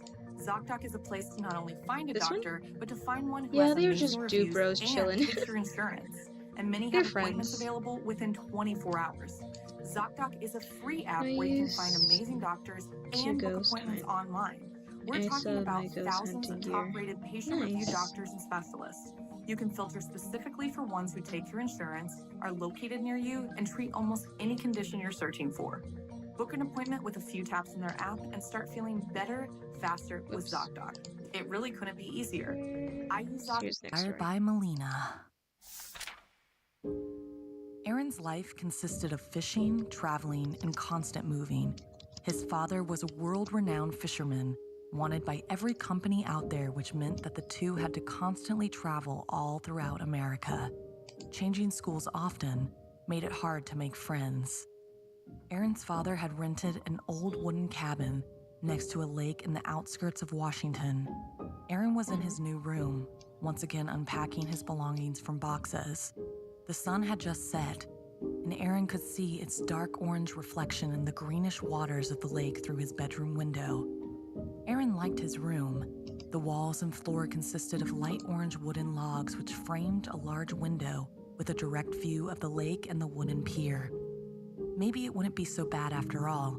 The sun had now set completely, leaving the world illuminated by the soft glow of the moon. It was about midnight when he finished unpacking and got comfortable under his bed sheets until a rotten smell filled his senses. It seemed to be coming from somewhere outside. A green light illuminated the room. Aaron turned to switch off his nightlight only to see that it was already off. He looked through the Two window bros chilling and saw the in the bright ocean. green light all over No the f- lake, No but he field couldn't work figure out for where zero. it was coming from. He got out of bed. His father must be asleep. The house was deathly silent. No. The pungent smell got stronger as he got closer to the front door. No, they're As just he chilling peered and out the being window, friends. he saw movement in the water. He froze when a pair of yellow dots looked straight at him from underneath the murky Two bros surface. sitting in the ocean, no feet The apart. water rose, like something was emerging out of the lake. He darted back to his room, slamming the door behind him. He could feel his heart pounding. This isn't real, he thought. He sat back down on his bed, then made the mistake of looking out the window. The bright yellow eyes looked back at him once again. This time they were attached to the head of a hideous figure. It was lanky and gray, with black holes where its mouth and nose were supposed to be. It was hunched and its elongated claws pointed to the I just ground. want Aaron screamed and ran Parody that straight for kind his of funny. father's room, terrified. nice. But when he opened the door, no one was there. The room was empty. His father's belongings were gone. The boat, he thought. He's at the boat. But he couldn't go outside while that thing was there. so he locked the doors and barricaded the windows. Finally, he collapsed on the floor, realizing he was all alone. Suddenly, the house started shaking. An earthquake, he thought. All the lights turned off. He tried to turn his lamp back on, but to no avail. He knew he needed to get help, but then he heard and felt heavy footsteps entering the home. The creature's presence brought everything to a halt, except for the creaking of the floorboards under its terrifying weight. Aaron froze in terror, his body pinned on the wall, furthest from the door. The creaking continued. He was stuck. Exiting the door was out of the question, and the window was stuck fast. But as the thing was right outside his door, he swiftly hid in the closet next to his bed. Crouched in the darkness, footsteps filled the room, along with that pungent smell. The creature walked back and forth, scratching the walls. It didn't seem to have found Aaron's hiding place. Then the footsteps sharply stopped, and the closet door was yanked open. The creature was bone-thin, covered in slimy gray skin. Claws emerged from its arms and legs alike, and eyes like yellow headlights piercing through Aaron's soul. A horrific, shrill voice echoed from the thing's body. This isn't real anymore. No matter how hard you try, you will never escape. Aaron had no time to consider that statement before a claw caught him by the throat and lifted him into the air. "What do you want from me?" he cried, his voice trembling from the slow loss of air. The creature whispered, "A new toy for my collection." Aaron failed to understand what was happening, as if imagination and reality had somehow mixed. And yet, as he held the creature's blinding gaze, he found himself closing his eyes and slowly stopping his attempts to flee. The excruciating pain of his suffocation was getting worse and worse, until everything went dark. Over the course of the next few days, police tried to figure out whose boat was parked in the middle of the lake. Aaron's relatives filed a missing persons report when their calls went unanswered after a month. The cabin was searched once, but since it appeared abandoned, it bore no clues or evidence for the family's whereabouts whatsoever. It's a pity Aaron's father never noticed the dozens of missing persons posters glued on a pillar near the cabin. Perhaps then, he'd have some second thoughts about moving in, or even prevent their tragic demise. Have you ever felt an eerie presence when visiting a lake? Do you find the idea of staying in a remote cabin fun and maybe romantic? Or would you be scared of the isolation? I like the city, so I do not like being anywhere near This forests. episode is sponsored by BetterHelp. My birthday was last week, and the season's changing. I always reflect on where I am in my life. 2023 has been all about healing for me and working on my anxiety triggers. Sometimes I just can't turn off my brain. lphelp.com/scary. Sometimes what's in our head is way worse than reality, but sometimes reality is a killer. Like in this story inspired by Caitlin. I've always hated mirrors, the thought that I might see something in them that wasn't there before. And for some reason, the new house we moved into seemed to have mirrors everywhere. My room, the bathroom, the hallways, everywhere. I woke up around 2 a.m. to use the bathroom. I tumbled down my flight of stairs and onto the second floor. Just before I left, I heard what sounded like a whisper. I turned to see the small window behind me. It was open, but my dad always closed up the house before he went to bed. I shut it, and when I turned around, I heard what sounded like someone tapping on the glass. I could feel my heart begin to race. I slowly raised my head to look into the mirror in front of me, which reflected the window. I covered my mouth so I wouldn't scream. In the mirror, I saw the face of a man, pressed against the glass. I flung myself around as quickly as possible, but when I looked, there was nothing there. I charged out of the bathroom and up the stairs. I calmed myself down, chugging some water and turning on my music. It was probably my sleep deprivation making me hallucinate. A few hours later, I had to pee again. Walking down the stairs, a feeling of dread came over me. There was someone or something in this house. With shaking limbs, I walked to the bathroom and flicked on the light, half expecting to see someone inside. But of course, there was nobody there. I avoided eye contact with the mirror, but as I turned to leave, I caught a glimpse of my reflection in the second mirror, next to the door. It faced the sink and shower. I didn't want to look, but felt compelled. I saw a hand sliding over top of the shower curtain. Again, I turned quickly, expecting it to not be there, like before. But to my dismay, I could see the slender fingers making their way over the curtain rod. I couldn't tell if it was real, so I just stood there in horror, watching as another hand appeared. It gripped onto the rod slowly, its bony knuckles turning pale. I slowly began backing up toward the door when both hands let go and disappeared behind the curtain. I stood, breathless, tears in my eyes. After a beat, I ran. I heard the curtain move. I could hear it breathing behind me as I made it to the top step. Without looking back, I flung my door closed and the creature stuck its hand into the room, reaching for me. I tried to push the door, but it would not move. I could hear grunting noises. With the one final push, I managed to close the door. I forget this before I take a shower. In the frame. Oh no. I quickly locked it and backed away. I watched in terror as the hand began to slip out from the door, landing on the floor in my bedroom. It then stood on its fingers like a spider and started scurrying toward me. I screamed as I looked for anything. I swiped a pair of scissors off my desk and stabbed it into the hand. But the hand kept moving. It was grabbing for me, the hand holding the scissors. At that moment, I could only think of one thing to do. I hastily opened my window and screamed, throwing the hand out. I watched as it fell 3 stories onto my front yard. I closed the window and flopped onto my bed. I couldn't believe what had just happened. But before I could relax, I felt a tinge of pain on my neck. It felt like something was rubbing it. My whole body was telling me not to, but I walked to my vanity and looked at myself in the mirror. There, one slender hand tightened its grip around my neck. Green ooze pouring from where the other should have been. The creature stood behind me, grinning wildly as it began to struggle. I looked away from the mirror, but it didn't stop.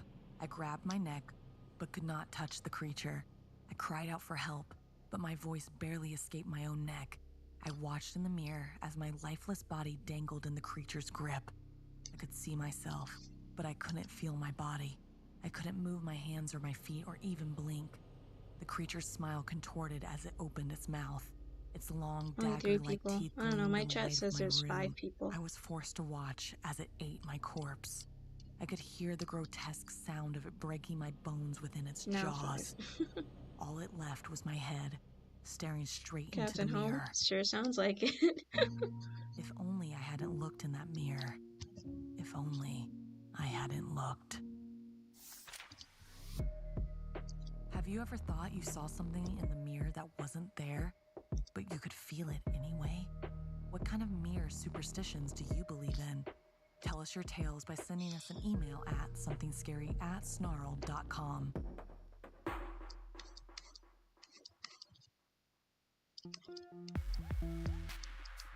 In our final story, join my co-host Stephanie as she tells the tale of the Headless Horseman, inspired by the legend of Sleepy Hollow and now animated over on youtube.com/snarled. Some stories are just perfect for the spooky season, and some places are seemingly synonymous with Halloween. Places like Salem and, of course, Sleepy Hollow. But if you hear the clip-clopping of hooves on a dark night, you better watch your head. The old Dutch church in Sleepy Hollow was ready for Halloween. Its creepy silhouette was illuminated by the flickering glow of jack-o'-lanterns. My classmates and I stood outside listening to the historian, Mr. Hans Mueller. The Headless Horseman was once a real man, as real as any of us, standing directly where we are now. The historian continued. During the Revolutionary War, a Haitian soldier had been on a horseback when he came under attack. While attempting to escape, a cannonball had blasted his head clean off his body. His horse rode around the village with the lifeless, headless corpse of the soldier still in his saddle for hours before finally collapsing. When word of his death reached Germany, the family had traveled all the way to America to lay their father to rest. And now, Mr. Mueller said, when the air turns crisp and the nights grow dark, the ghost of the headless horseman emerges from its grave and then screams. And out of nowhere, my face was covered in something slimy. I wiped off the pumpkin pulp from my cheek. It was a cruel prank by Ethan, my jerk of a classmate. He'd stuck his hand inside a decaying pumpkin and hurled the insides right at me. I suppose I should have been thankful because at least the mush was hiding my tears. Laughter erupted, but Mr. Mueller's voice cut through the noise. "Silence," he shouted. His eyes narrowed menacingly and the laughter died down instantly. Ethan turned pale as Mr. Mueller berated the class for not taking our tour seriously, warning us about the consequences of ignoring the history's lessons. While my classmates boarded the bus, their hurried whispers carried the weight of Mr. Mueller's unkind demeanor. It was in the solitude of the restroom that I took a moment to compose myself, wiping away the traces of frustration etched on my face.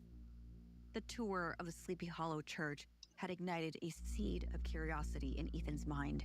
That night, just days before Halloween, he and some classmates planned to sneak into the graveyard and try to catch a glimpse of the legendary Headless Horseman.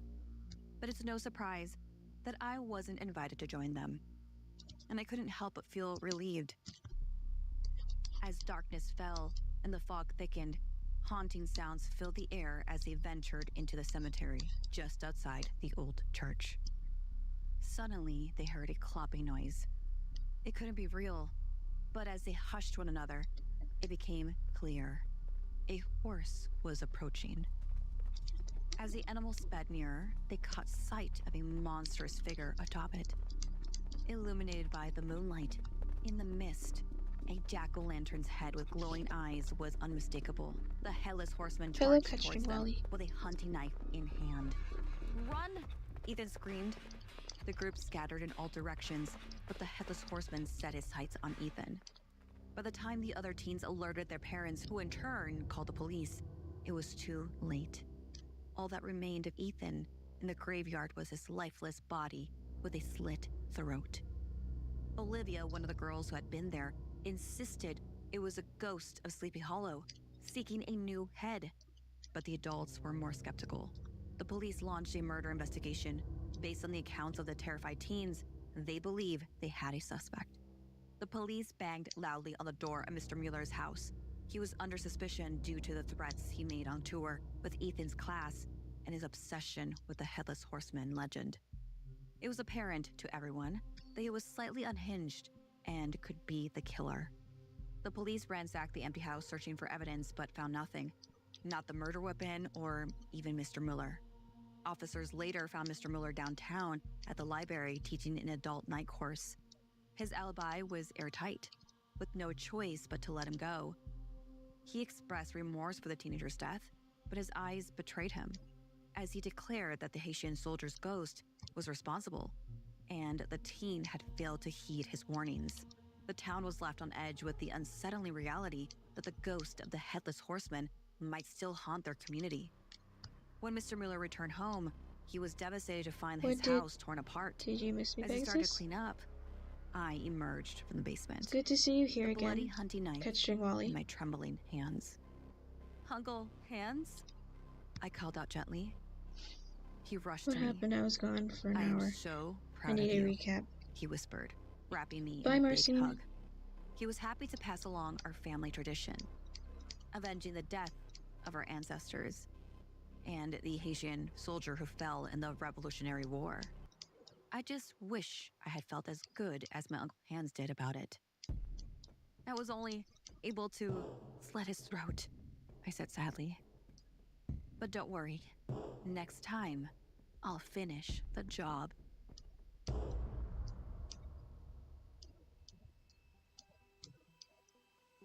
This week's podcast stories were edited by Sarah Lukasiewicz, Janine Pipe, Ooh, and Stephanie nice. Strange. My favorite story. Narration It was pretty by good. Blair Bathory and Stephanie Strange. But I think it's best to call it here for now. There will be a late night stream, but I don't know if I'll do one more later in the day.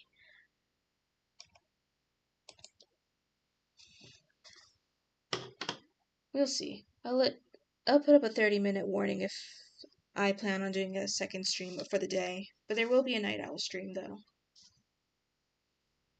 Thank you guys for joining me.